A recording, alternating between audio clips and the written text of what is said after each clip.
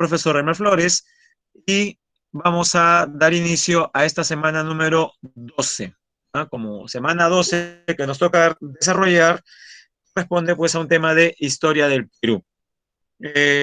Jóvenes, yo lo he escuchado hasta el hartazgo. Este 28 de julio del 2021, nuestra república se viste de gala para celebrar cuántos años de independiente, jóvenes. 200. Correcto, no se olviden de priorizar el chat, no se olviden, salvo en caso de emergencia, ya, por ejemplo, que yo no los esté escuchando o esté en otra, ahí sí, no hay problema, ¿no? Ya les dije ya, activar el micrófono, ¿no? Pero bueno, correcto, son 200 años, ¿no? Por eso que hablamos del bicentenario. Más, a raíz de los eventos acaecidos en noviembre del año pasado, recuerda usted, que incluso costó la vida de dos jóvenes, Inti y Brian,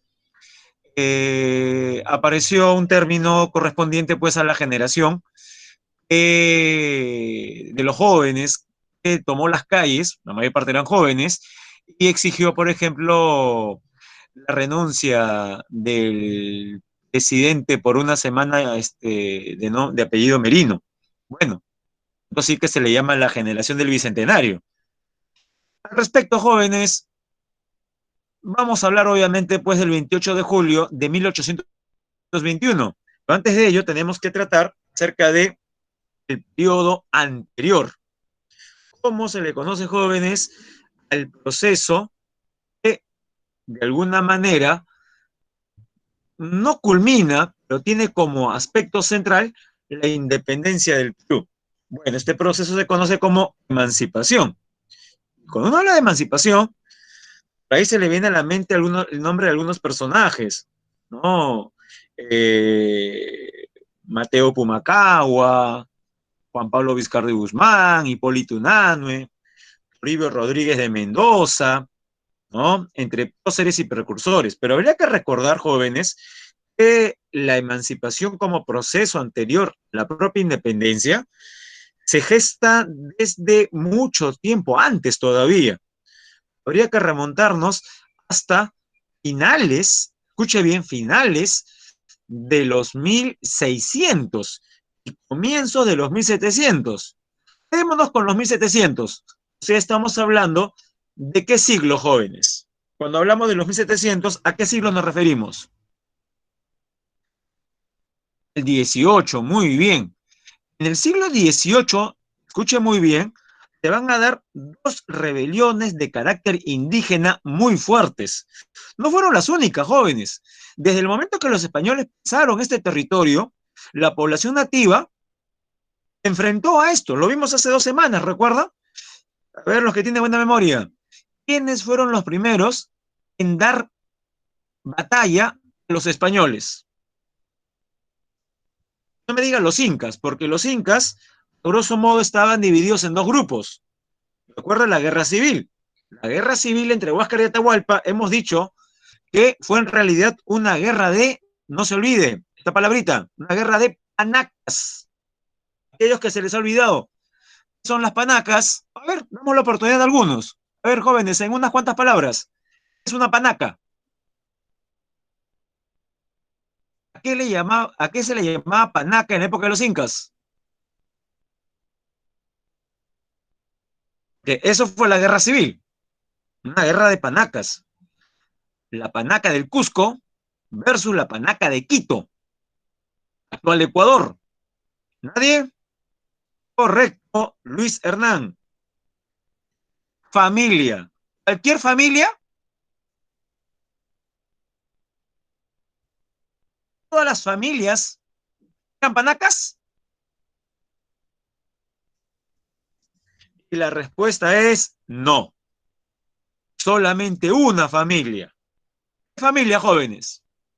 La familia más importante, la familia del gobernante, la familia del Inca. ¿Ah? Panaca es el nombre que se le da a la familia real, encabezada por el Zapa Inca. Bueno, resulta que en la época de Huayna Cápac se le había dado también poder a otra ciudad fuera de Cusco. En realidad el nombre es Tumibamba, pero como está próxima a la ciudad de Quito, vamos a llamarle Quito para hacerlo más sencillo. Entonces tiene usted la panaca cusqueña versus la panaca quiteña. ¿Sí me está entendiendo? ¿Quién es el representante de la panaca quiteña? ¿Huáscar o Atahualpa, jóvenes? Jean-Pierre dice Huáscar. Huáscar, jóvenes, fue el representante de la panaca cusqueña. Menos mal que estoy preguntando, ¿ah? Yo asumía que esto ya estaba claro, pero no se preocupe, Jean-Pierre. Aquí estamos para equivocar. En todo caso, es preferible equivocarse aquí, en el chat, en clase, ¿ah? Que en el examen. No se olviden entonces, Huáscar es más bien representante de la panaca del Cusco. De jóvenes, ¿quién queda? ¿Quién sería el representante de la panaca de Quito? Que finalmente fue la triunfante en la guerra civil. Jóvenes, ¿quién sería entonces el representante de la panaca quiteña? Correcto, Atahualpa. Y es Atahualpa el que va a estar gobernando cuando llegan los españoles. Los españoles capturan a Atahualpa en Cajamarca. Todos sabemos incluso del famoso rescate. 2 cuartos de qué, ¿recuerda? 2 cuartos de qué y 1 cuarto de qué, jóvenes. ¿De qué metales?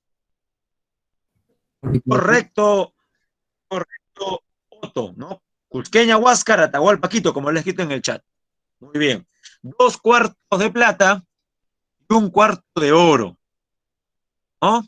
Es más, a raíz del debate suscitado el día domingo y la aparición de bonos a diestra y siniestra por parte de la candidata, me hace recordar un meme, no sé si ha visto el meme por el cual asemeja o hace la analogía entre los bonos y el rescate de Atahualpa, ¿no? Me pareció interesante esa imagen, ¿no? Nadie había prometido tanto como, no, como en el rescate de Atahualpa. Bueno, bien. Eh, Finalmente los españoles no cumplieron su palabra. Con el transcurrir del tiempo, Atahualpa va a ser ejecutado, pero los generales de Atahualpa, como Quisquis, Cuchimac, Rumiñahui, van a enfrentar a los españoles. Jóvenes, eso ya lo vimos hace 2 semanas. Usted dirá, profe, ¿por qué lo menciona de nuevo? Si eso es de los 1500 y usted está hablando ahorita de los 1700. Para recordarles, siempre ha habido una resistencia hacia el invasor. Siempre. Ya para el siglo XVII, 2600, las rebeliones van a ser más pequeñas, pero se van a dar. No va a haber articulación. Fácilmente van a ser apagadas. Fácilmente van a ser aplastadas por los virreyes de turno. Pero llegamos al siglo XVIII. A mediados de ese siglo, estamos hablando de más o menos 1750, ¿no? Aproximadamente, una gran rebelión se va a gestar, pero no en la sierra, sino en la selva central. Jóvenes, si el territorio es selva central, olvídese del nombre de José Gabriel Condorcanqui, Tupac Amaru II, como se hacía llamar. ¿A quién nos estamos refiriendo, jóvenes? En el siglo XVIII, la primera gran rebelión indígena, ¿quién tiene como principal actor? ¿Quién va a encabezar esta rebelión? Muy bien, Junior. Juan Santos Atahualpa, no se olvide. Juan Santos Atahualpa. Bueno, así se hacía llamar, ¿no? Digo esto porque algunos pueden pensar que seguramente era familia Atahualpa. Lo más probable es que no. Porque ella se da cuenta de algo. Para muchos de estos líderes indígenas les resulta conveniente usar nombres de incas antepasados para darle mayor fuerza y consistencia justamente al movimiento. Movimientos que tienen una característica entre tantas, carácter mesiánico, como que ha aparecido el elegido que va a salvar y va a regresar al pasado glorioso y va a acabar con esta actualidad tormentosa por parte de los españoles. Pero bueno, no se olvide entonces, diferencias entre Juan Santos Atahualpa y Túpac Amaru II. La primera, a ver, hagamos un ping-pong. Juan Santos Atahualpa se revela en la sierra o en la selva. A ver, escriba. Juan Santos Atahualpa, sierra o selva, jóvenes. En la selva, muy bien, selva central. Profe, ¿qué parte de la selva central yo conozco por ahí? Ya, lo que sería la parte oriental de Junín. Aunque no lo crea, no tan lejos de la zona del Brain. No tan lejos de la zona del Brain. Lo que ahora sería más o menos provincia de Chanchamayo, Satipo. Cerca de esa zona. Selva central. Territorio actualmente incluso donde la etnia ayáninca tiene bastante importancia. Bueno, la mayor parte de los que van a colaborar con Juan Santos Atahualpa son ayáninca. La nación ayáninca es la que va a ser el principal componente de esta rebelión. A diferencia de la otra gran rebelión, la de Túpac Amaru II, jóvenes, la de Túpac Amaru II, ¿dónde se da? ¿En la sierra o en la selva?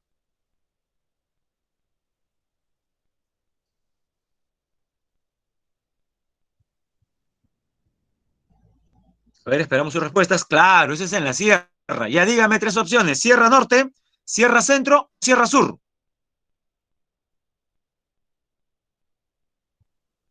Sierra Norte, Sierra Centro, Sierra Sur.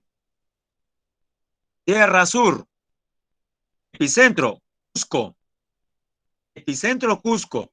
Luego, como si fuera un terremoto, las ondas sísmicas revolucionarias van a llegar hasta el Alto Perú, hoy Bolivia.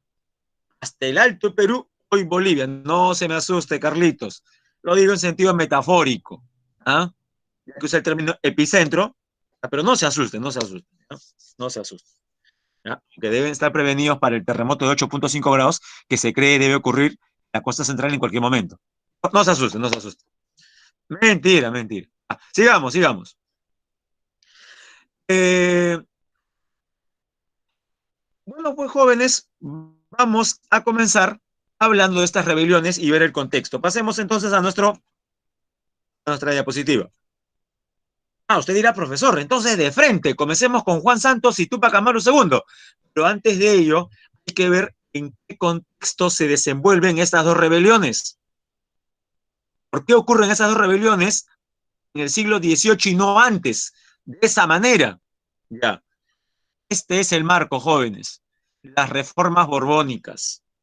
Recuerde, en el Tratado de Tordesillas de 1498, ¿qué países se repartieron el mundo? Con permiso de la iglesia incluso. Tratado de Tordesillas, 1498. Si gusta, google. Tratado de Tordesillas, firmado por qué países. España y Portugal. Correcto. España y Portugal. Gracias. Correcto, Fabián, también. España y Portugal. España y Portugal van a ser en el siglo XV, especialmente el XVI, los dos imperios ultramarinos más importantes del mundo. Lo que en el siglo XX fue la Guerra Fría entre Estados Unidos y la Unión Soviética, de esos tiempos, las dos superpotencias son España y Portugal. Jóvenes, una pregunta de respuesta bien sencilla. España, ¿nos interesa? ¿Conservó ese puesto a nivel mundial con el transcurrir de los siglos? Pasamos al siglo XVII, llegamos al XVIII. ¿España sigue siendo la primera potencia mundial? No. No la primera. La segunda tampoco. Ni tercera ni cuarta, jóvenes. España es una potencia de segunda categoría. Entonces, llegamos al siglo XVIII y los españoles se pregunta, bueno, la nobleza española se pregunta, ¿qué hicimos mal? Si tenemos gran territorio colonizado en América especialmente, ¿cómo es posible que hayamos perdido, ¿no?, nuestro puesto a manos de Inglaterra, de Francia o los Países Bajos, o sea, Holanda? ¿Qué ha pasado? ¿Qué hemos hecho mal? Entonces, se producen en el siglo XVIII unas reformas. ¿Por qué se llaman borbónicas? Porque coincide el siglo XVIII con el cambio de dinastía. Hasta los 1700, los que gobernaban España eran de una dinastía de origen austriaco. A ver, mis respetos para aquella persona que lo escriba correctamente. ¿Cómo se llamaba la dinastía que gobernó España hasta los 1700? O sea, hasta inicio del siglo XVIII. No diga Borbones porque los Borbones son los que le van a justamente quitar ese puesto. Le ayudo. Comienza con H. Y sí, pues suena medio alemán, aunque es austríaco. Gracias, Fabián. Muy bien. Igualmente, Junior, ¿no? Hay unas letritas por ahí, pero está bien. Habsburgo. No Hamburgo, ¿ah? Que suena parecido, no. Habsburgo. Esta es la dinastía que va a ser dueña de España en los 1400, en los 1500 y en los 1600. Se produce un vacío y una guerra por la corona española, que finalmente la ganan los Borbones, una dinastía, una familia de origen francés. Recuerde ese dato, ¿ah? Los Borbones son de origen francés. Y usted dirá, profe, ¿por qué debo recordar ese dato? Porque ya en el siguiente siglo, comenzando los 1800, usted sabe que Francia va a invadir España. Pero la invasión de Francia, de la Francia de Napoleón a España, se va a dar en forma inicialmente violenta. Nos adelantamos esa parte. Cuando Napoleón entra a España, ¿lo hace en forma violenta? ¿Sí o no, jóvenes? Solamente tiene dos opciones, sí o no. Ya, Luis dice sí, Fabián dice sí y el resto dice no. La respuesta es no. No fue violenta. Se dirá, profe, ¿cómo que no fue violenta? Entonces, ¿Napoleón tuvo permiso del rey de España? Sí, jóvenes. ¿Pero por qué? Justamente aprovechando esa cercanía dinástica. Napoleón, emperador de Francia, también es Borbón. Carlos, rey de España, es Borbón. Pero, profesor, si son Borbones de todas maneras, no entiendo. ¿Por qué Francia y su ejército tendrían que traer a España? Porque el país vecino de España por el occidente no había cumplido con el bloqueo hacia Inglaterra, la principal enemiga de Francia. Recordemos que Francia e Inglaterra se disputaban el control de Europa y el mundo. Francia ordena un bloqueo sobre Inglaterra, que se encuentra en una isla.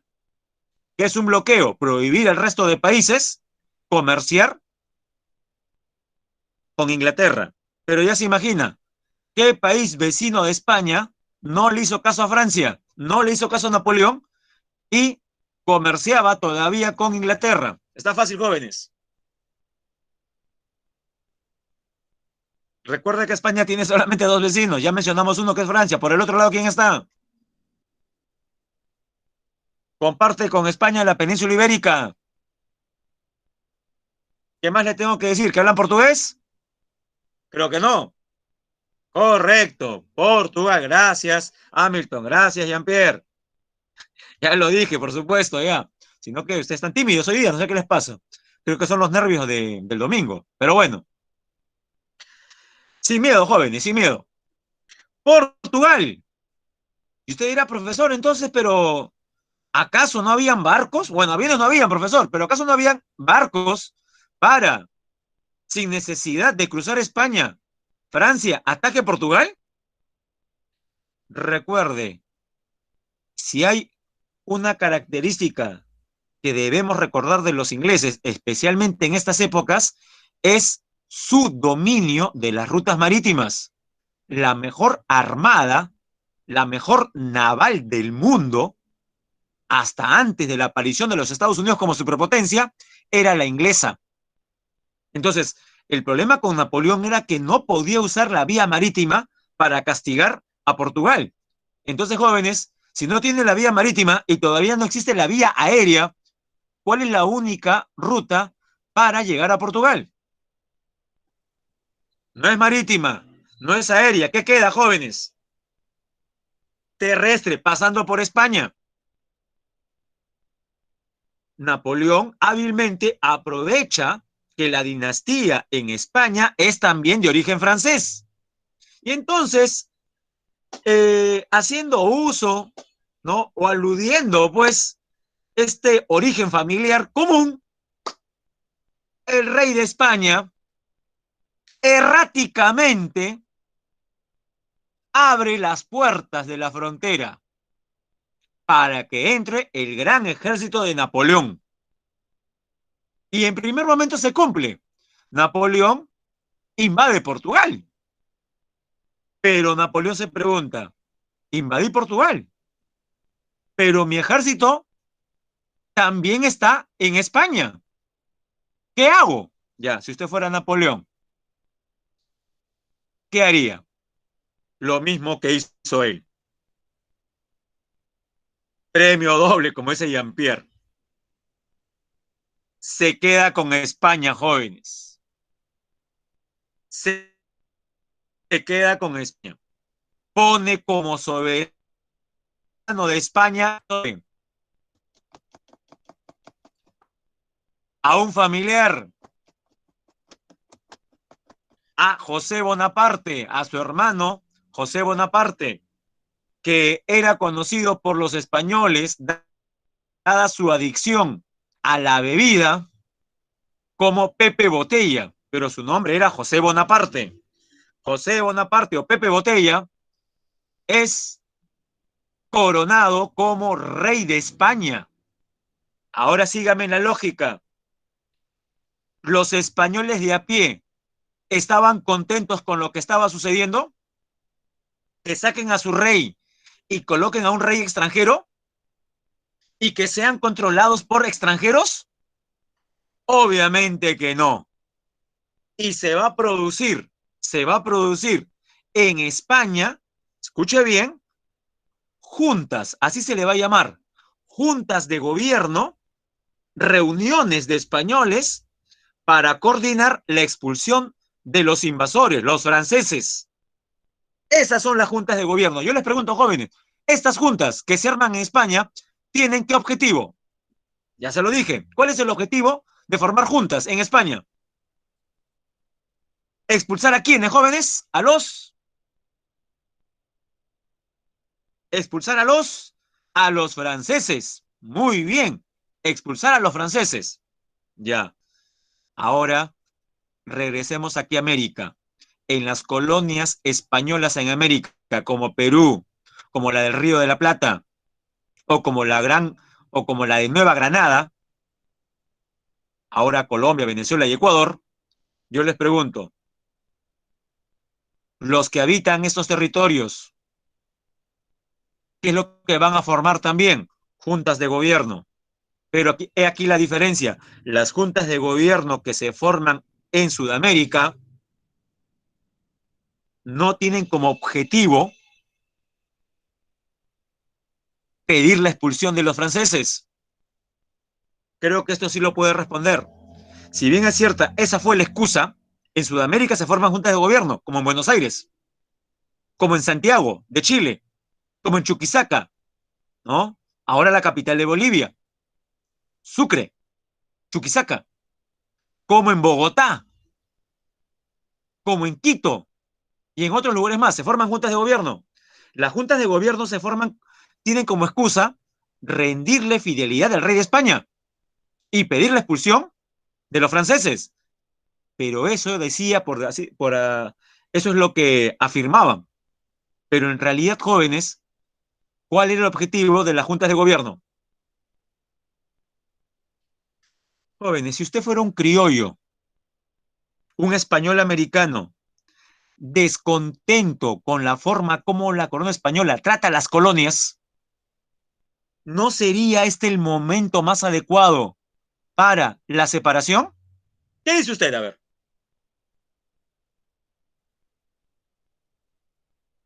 ¿No es este el momento más idóneo para lograr la separación? Por supuesto. Y eso es lo que van a hacer. Entonces recuerde, las juntas de gobierno que se forman en Sudamérica, en realidad se forman para independizar a las colonias. Por eso es que mientras nosotros vamos a celebrar recién 200 años este 28 de julio, yo les pregunto, nuestros hermanos colombianos, argentinos o chilenos, ¿ya celebraron sus 200 años o todavía? Claro que sí. Es más, si usted de repente conversa con amiguitos de estos países, hasta podrían de repente mofarse de nosotros por respecto a la cronología y decir, ¿qué? ¿Recién van a celebrar 200 años? Nosotros ya lo hicimos hace 9 años, hace 10 años, hace 11 años. No dirían, ¿recién? O como dice muy bien Luis Alejandro, ¡yala! Lo que pasa es que colombianos, argentinos o chilenos usan como fecha de referencia de independencia las juntas de gobierno. Para ellos, las juntas de gobierno son los inicios de la independencia. Y las primeras juntas de gobierno en Sudamérica se forman, escuche bien, en 1810. Sí, escuchó bien, 1810. Y si es 1810, ¿cuál sería el bicentenario? Para 1810 jóvenes, ¿cuál sería el bicentenario? ¿O cuál fue? Muy bien, el 2010. Por eso es que hay muchos países en Sudamérica, nuestros vecinos, que más bien este año van a celebrar 210 años, 211 años. Ahora uno dirá, profesor, ¿y a qué se debe que en el Perú se haya tardado más? Y aquí entran a tallar sus conocimientos de historia, jóvenes. De todos los reinatos en Sudamérica, ¿cuál era el más fuerte? ¿Dónde se concentraba el poder español? ¿En Nueva Granada? ¿En la del Río de la Plata? ¿En la Capitanía General de Chile? ¿En la Capitanía General de Venezuela? ¿Dónde, jóvenes? En el Perú, muy bien. Y eso gracias a la gran gestión para los españoles de qué virrey. Es el virrey que sofoca las juntas de gobierno. Es más, no permitió que en Lima haya junta de gobierno. Por eso que usted no va a encontrar junta de gobierno de Lima. No hubo. Hubo en Chuquisaca, actual Bolivia, en Buenos Aires, en Santiago, en Bogotá, en Quito, en Caracas. Muy bien, Junior. Nos referimos al virrey Abascal. Es más, Abascal no solamente se va a contentar a que en el Perú no haya juntas de gobierno, sino que Abascal va a apoyar a los españoles de los otros virreinatos. Desde Lima, jóvenes, se van a mandar tropas para sofocar las juntas en Buenos Aires, en Santiago o en Bogotá. Entonces, piense ahora como argentino o como venezolano. Piense como San Martín, piense como Bolívar. ¿De qué me vale haber expulsado a los españoles aquí en mi país si luego desde Lima, por parte de Abascal y quien le suceda en el puesto como virrey, van a seguir mandando tropas? En otras palabras, jóvenes, San Martín en Argentina y Bolívar en Venezuela pueden dormir tranquilos y creer que la independencia de sus países ya está consumada.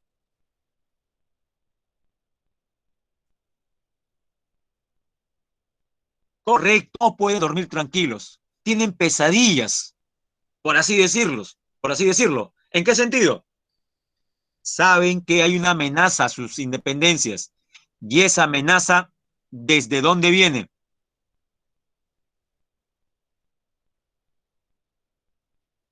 Ah, ya. Luis Alejandro menciona que no entendió muy bien esta parte. Ya, a ver, rebobino, ya, rebobino. Decía yo, decía yo, San Martín logra la independencia y otros patriotas también logran la independencia de Argentina. Bolívar, la de Venezuela. Pero hay un problema. ¿Cuál es? Que ellos no pueden darse por satisfechos porque saben que desde Lima, por ejemplo, el virrey Abascal manda tropas para sofocar a los revoltosos, a los independentistas. Entonces, jóvenes, estos dos libertadores saben que tienen que liberar a qué país. Liberando ese país, se libera toda América del yugo español. Y se llama Perú, jóvenes. Ajá, así como la canción. Y se llama Perú. Esa es la razón principal por la cual San Martín y luego Bolívar vienen por estos lares. ¿O por qué cree usted? ¿Porque el Perú es bonito? Bueno, sí. ¿Porque en el Perú se come rico? ¿Usted cree que San Martín vino para comer ceviche acá? ¿Ah? ¿O Bolívar vino aquí a ver Machu Picchu? Que ni siquiera era descubierto para el mundo occidental. Para nada, jóvenes. Ellos vienen con un... Obviamente tampoco aquí hay que minimizar la gesta de estos libertadores, pero aquí habían objetivos políticos y económicos de por medio. Ah, y esto súmele, como en toda campaña electoral, en este caso, estas campañas militares, ¿son o no son costosas, jóvenes? ¿Cuesta o no cuesta formar este tipo de expediciones? Por supuesto, por supuesto. ¿Qué país europeo cree usted que está detrás de tanto San Martín como Bolívar, aportando de alguna manera, directa o indirectamente? Inglaterra, por supuesto. Inglaterra. Además, Inglaterra va por el vuelto. ¿Recuerda lo que explicamos la semana pasada? En la independencia de las 13 colonias, quienes apoyan a los colonos, quienes apoyan a los futuros estadounidenses en contra de Inglaterra, especialmente después de la batalla de Saratoga. Francia, muy bien, una, principalmente Francia, pero también ¿quién es más? España. O sea, España apoya para que Estados Unidos se independice de Inglaterra. Bueno, jóvenes, la vida da vueltas. 3, 4 décadas después, los ingleses se cobran la factura. Ahora también, correcto, José, también los Países Bajos. Pero en este caso nos interesa España. Bueno, Inglaterra va a apoyar a los independentistas, ¿ya? Directa e indirectamente, con la subvención, ¿no? Recuerde, toda expedición es carísima. Muy bien, jóvenes. Bueno, hemos hablado bastante, hemos dicho lo más importante. Ahora vayamos a anotar datos que están en las diapositivas. Esto va a ser más sencillo ahora. Bien, les decía yo que en el siglo XVIII, los 1700, los Borbones en el poder quieren que España recupere su sitial y desarrollan reformas para mejorar el funcionamiento del Estado. A estas reformas se les llama reformas borbónicas. Las económicas, legalización de los repartos mercantiles. Profe, ¿qué es esto? Una manera para que las autoridades logren tener mayor cantidad de ingresos. Eran la venta de productos innecesarios a los indígenas. Establecimiento de libre comercio. Imposición de estancos, monopolios a ciertos productos como la sal. Incremento de impuestos y un mayor control del tributo indígena. Estos son los económicos. Reformas políticas. Reformas políticas. Quiero que observe bien el mapa. Recuerda que la semana pasada, o antepasada para ser más exactos, le mostramos un mapa del virreinato del Perú? ¿Recuerda por el norte hasta dónde llegaba el Perú? Cuando hicimos virreinato, le mostramos un primer mapa del virreinato Perú, pero por el este limitaba con Brasil, pero por el norte hasta dónde llegaba el virreinato del Perú. Llegaba hasta América Central, jóvenes. El virreinato del Perú era Panamá, Colombia, Ecuador, obviamente Perú, Bolivia, Paraguay, Uruguay, Argentina, Chile. Todo eso era Perú. Era enorme. Hay un problema, jóvenes, cuando un territorio es enorme, muy extenso. Es más difícil su administración. Por eso es que cuando llegan los Borbones al poder, deciden que deciden descuartizar el virreinato del Perú que usted vio la semana antepasada y crean nuevos ¿qué? Crean nuevos virreinatos. Dígame, aunque están con nombres, el que está de color fucsia, ¿corresponde a qué? El de fucsia, el del Río de la Plata, conformado principalmente por Argentina, por la actual Argentina. Muy bien. La que aparece de naranja, ¿ah? De naranja,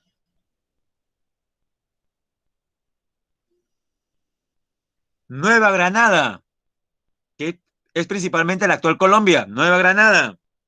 Pero también se forman no solamente virreinatos, sino capitanías. Por ejemplo, en el sur de Sudamérica, ¿qué capitanía? Como dice Luis Alejandro, la Capitanía General de Chile, que está de color naranja oscuro. Y de morado, la Capitanía General de Venezuela. Mire lo que pasó con el Perú. Solamente quedó la parte amarilla. Que ya se parece la parte de amarillo, ya se parece la parte de amarillo ¿a qué? Al Perú actual. Pero dígame, ese Perú que está de amarillo como virreinato, ¿es más grande o más pequeño que el Perú actual?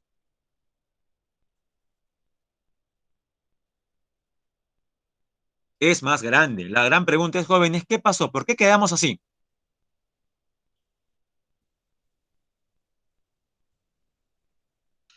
Principalmente, jóvenes, por tratados mal negociados, guerras perdidas. Y hay que recordar también dos principios jurídicos que servían de base para formar, ¿no?, los límites de los países. El uti possidetis, que nos favorecía,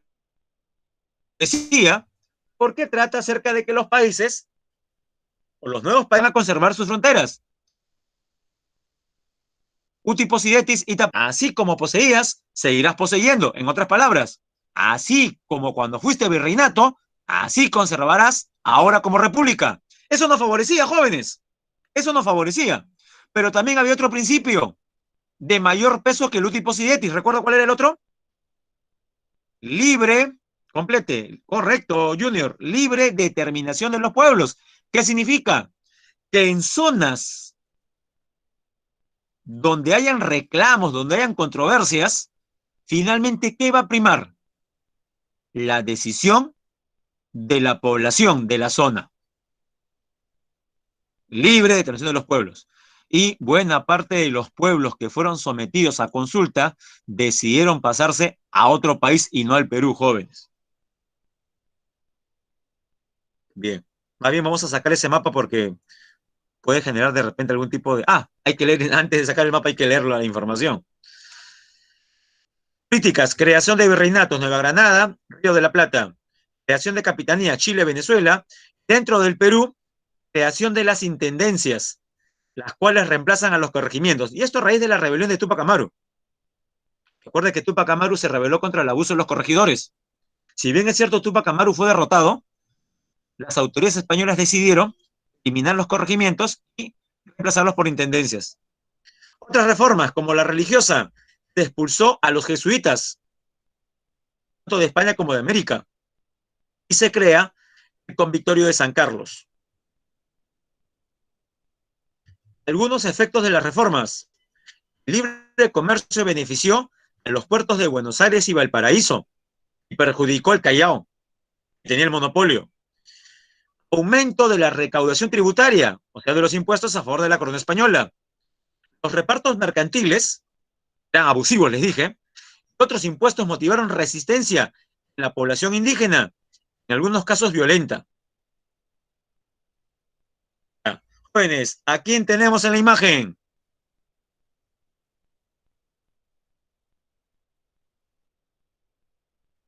Mientras va usted respondiendo quién está en la imagen, respondemos la pregunta de Diego Fernando. Ahí lo dice José Antonio, ¿no? Y era para no ponerle nombre, ¿no? Para que ustedes deduzcan. Pero ya, bueno, ya está, tiene razón. Pero tenemos ahí al gran Juan Santos Atahualpa, ¿no? Bien. Pregunta Diego Fernando, profe, ¿el territorio de Brasil con qué gobierno se pierde? Bueno, se pierde definitivamente con la firma de dos tratados. El tratado Herrera da Ponte Ribeiro se firma durante el siglo XIX, gobierno de Echenique, Rufino Echenique, y ya en el siglo XX, durante el segundo gobierno de Leguía, el famoso oncenio, con la firma, no, disculpe, el primer gobierno de Leguía, con la firma del Tratado Velar de Río Branco. Entonces, a su pregunta, Diego Fernando sería Rufino Echenique I, en el siglo XIX y comenzando el siglo XX con Augusto Bernardino Leguía, o más conocido por usted como Augusto B. Leguía. Bien. Datos sobre Juan Santos Atahualpa, su rebelión, causas, acabar con la explotación en los obrajes, en los talleres, impuestos por las misiones franciscanas. Con la excusa de evangelizar, muchos religiosos explotaban a los indígenas de la selva, especialmente los ayánicas. Consecuencias, aumento de las tropas españolas en la selva central, tropas realistas, a sofocar la rebelión. Liberó la selva central, estas misiones. Lastimosamente, la rebelión se fue diluyendo con la desaparición de su líder. Nunca fueron derrotados, pero tampoco triunfaron. Esta va a ser la rebelión indígena más importante en toda América, jóvenes. Esta rebelión retumbó hasta México, como eco. Causas, como dijimos, la imposición de los abusivos repartos mercantiles. La explotación a través de la mita, especialmente la minera, que era prácticamente una sentencia de muerte adelantada. Las restricciones comerciales y altos impuestos al comercio surandino con el Alto Perú. Regreso al mapa, jóvenes. Regreso al mapa.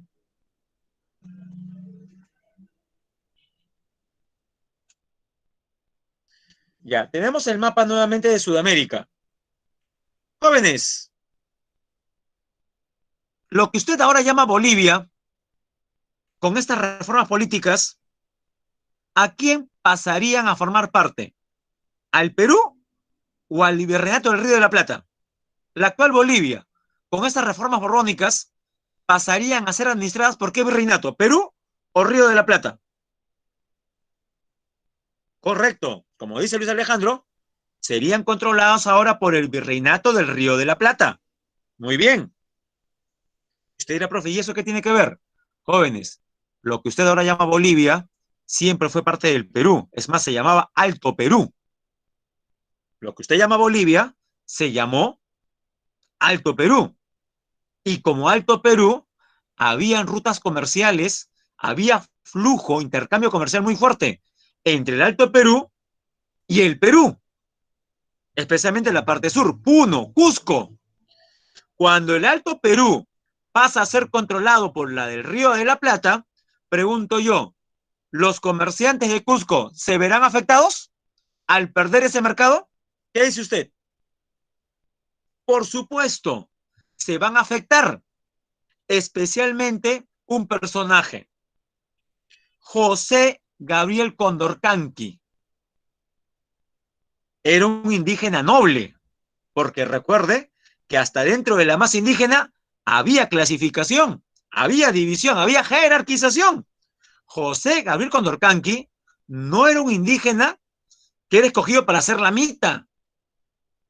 Es más, había estudiado en colegio menor, donde estudiaban los nobles indígenas. Y uno se preguntará, profe, ¿quiénes son los nobles indígenas? Aquellos que podían demostrar que habían sido familia en el pasado de las panacas. Entonces, ellos tenían un trato especial. Eran, por ejemplo, caciques de los pueblos, eran el nexo entre el poder español y la masa indígena. Bueno, los intereses económicos de Túpac Amaru II, o sea, de José Gabriel Condorcanqui, van a verse afectados. A eso súmele la indignación por la explotación. Pero son los dos aspectos jóvenes, ¿ah? No podemos dejar de mencionar la parte económica. Habría que, más bien, habría que preguntarnos, ¿no? Aunque no hay respuesta para esto. ¿Qué hubiese pasado si José Gabriel Condorcanqui no hubiese sido eh, adjudicado a nivel monetario? ¿Lo hubiese revelado? Bueno, eso no lo sabemos, ¿no? Finalmente lo hizo.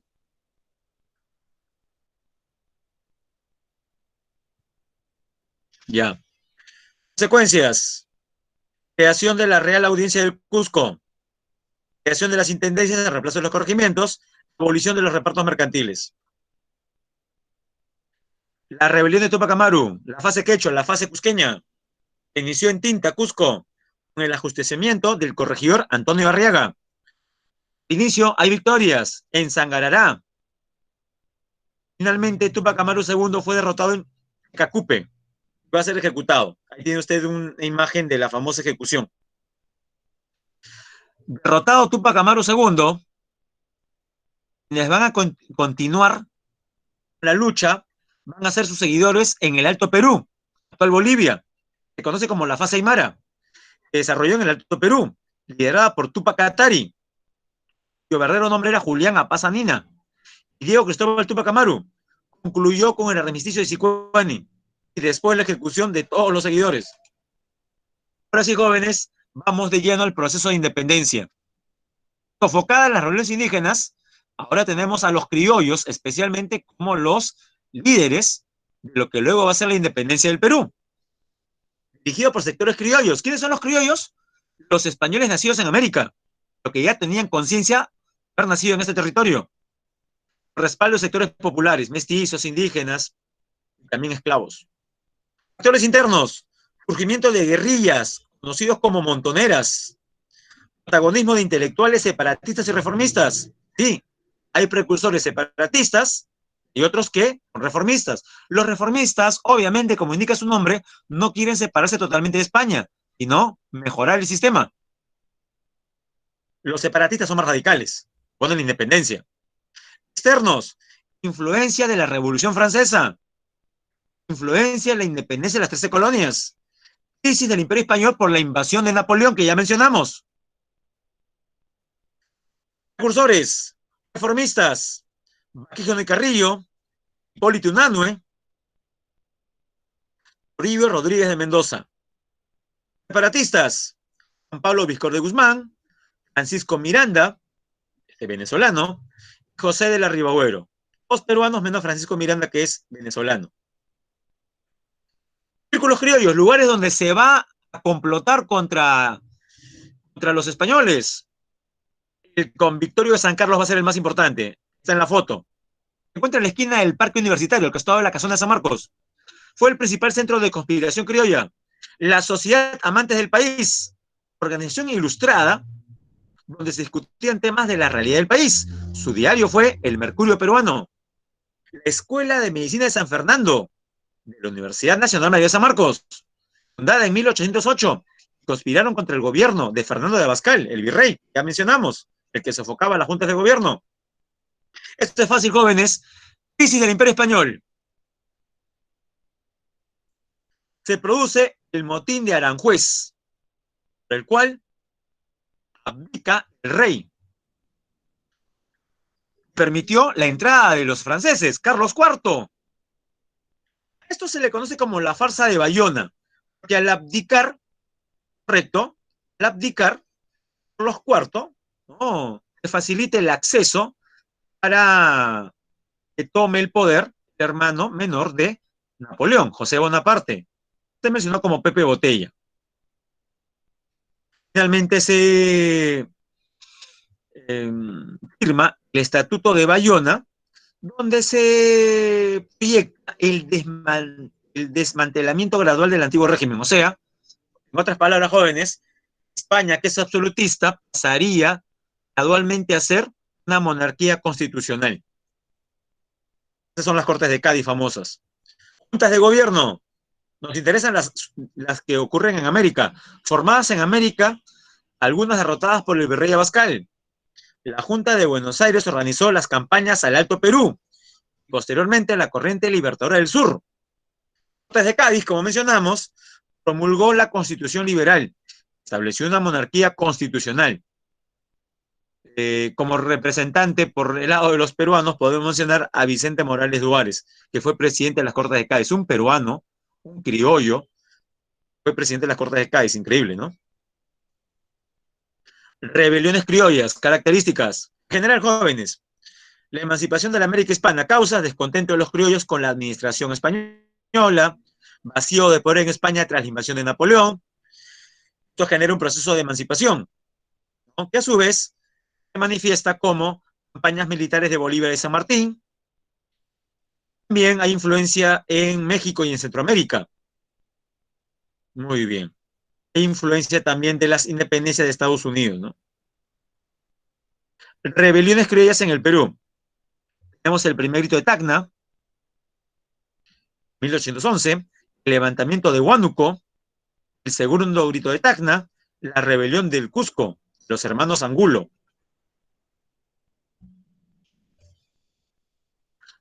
Bien, datos sobre la corriente libertadora del sur. Conferencia de Miraflores.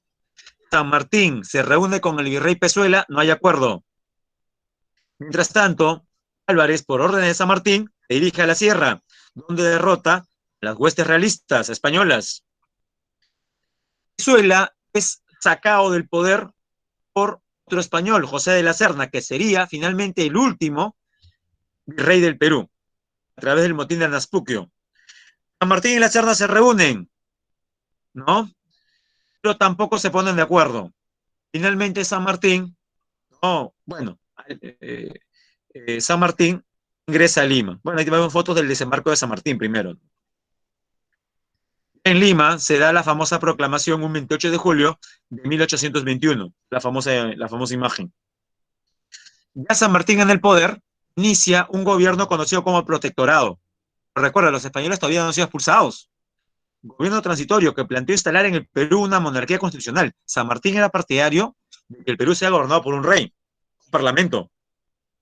En este periodo se aprueba la ley de Viantres, libertad a los hijos de los esclavos que nacieron después de la independencia. Los criollos se opusieron. La creación de la sociedad patriótica difunde las ideas monarquistas de San Martín. Repito, San Martín quería que el Perú sea una monarquía constitucional.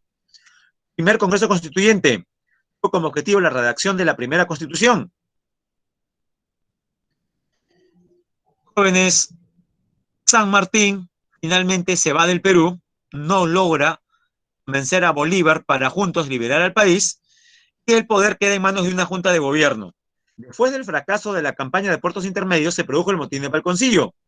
Consideró el primer golpe de Estado. Asume José de Larribagüero, primer presidente del Perú. Mientras tanto, jóvenes, los españoles invaden Lima.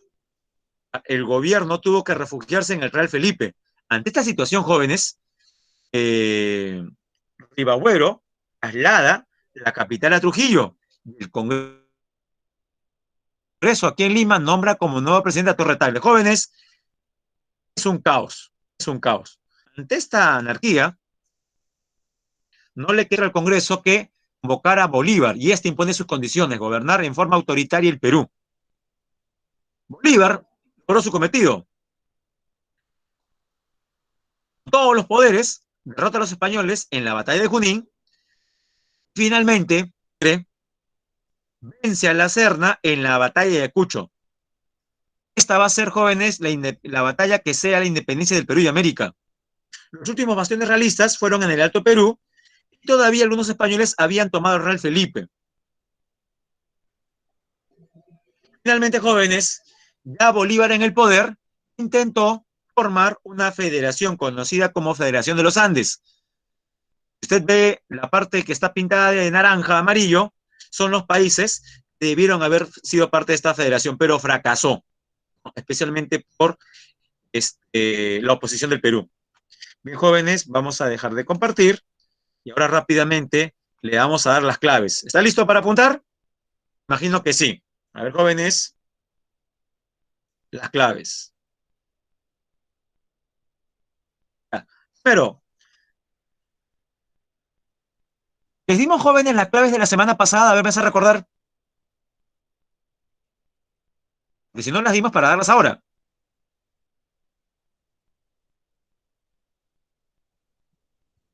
Jóvenes, los que tienen buena memoria. Me parece que no les dimos claves. ¿Correcto? Bien. Entonces, vamos a dar las claves de la semana 11, ¿ya? Luego de esta semana, la 12. A ver, jóvenes, ahí va. Apunte. Eh, uno, estamos esta semana 11, jóvenes, de la semana pasada. 1A, 2E, 3B, Yorktown. 4C, Declaración de Independencia. 5D, ausencia de representantes en el Parlamento inglés fue una de las causas de la independencia de las 13 colonias. 5, la D. 6, la E, 1 y 3. 7, el orden correcto es la letra C. 8, falso, verdadero, la letra B. 9, de Inglaterra. 10, E. 2 y 4. La 10 es la E. Y las de esta semana. Aquí va. Semana 12, ¿ah? Esta es la semana 12. Lo que hemos visto hoy día. 1. Indique los enunciados correspondientes con respecto a las reformas borbónicas. Y la clave correcta es la letra B. 2 y 3. Rey Borbón que aplicó la mayor cantidad de reformas fue Carlos III. Y las reformas tuvieron como objetivo hacer más eficiente el control sobre las colonias. 1, la B. 2. En el contexto de las reformas borbónicas, la pragmática sanción de 1767 tuvo como objetivo, en el orden religioso, la expulsión de los jesuitas. 2, la B. 3. Sobre las rebeliones indígenas con respecto a Juan Santos Atahualpa, que es correcto. La letra D. Tuvo la colaboración de las etnias, especialmente la Xáninca, de la selva central. Es dedo. 4. Ordene cronológicamente los precursores con la obra. La clave correcta es la letra B. 4, la B. 5. Indique el valor de verdad respecto a la crisis del Imperio Español. Todas son verdaderas, menos la segunda que dice, en el motín de Aranjuez, el rey Fernando VII abdicó a favor de su hijo Carlos IV. ¿Qué es falso? Porque fue al revés. Carlos IV abdicó en favor de su hijo Fernando VII. Bien. La C entonces, ¿ah? 6. Orden correcto. La C. 7. Una de las batallas que consolida la independencia chilena. La B. Maipú. La de Maipú. 8. La A.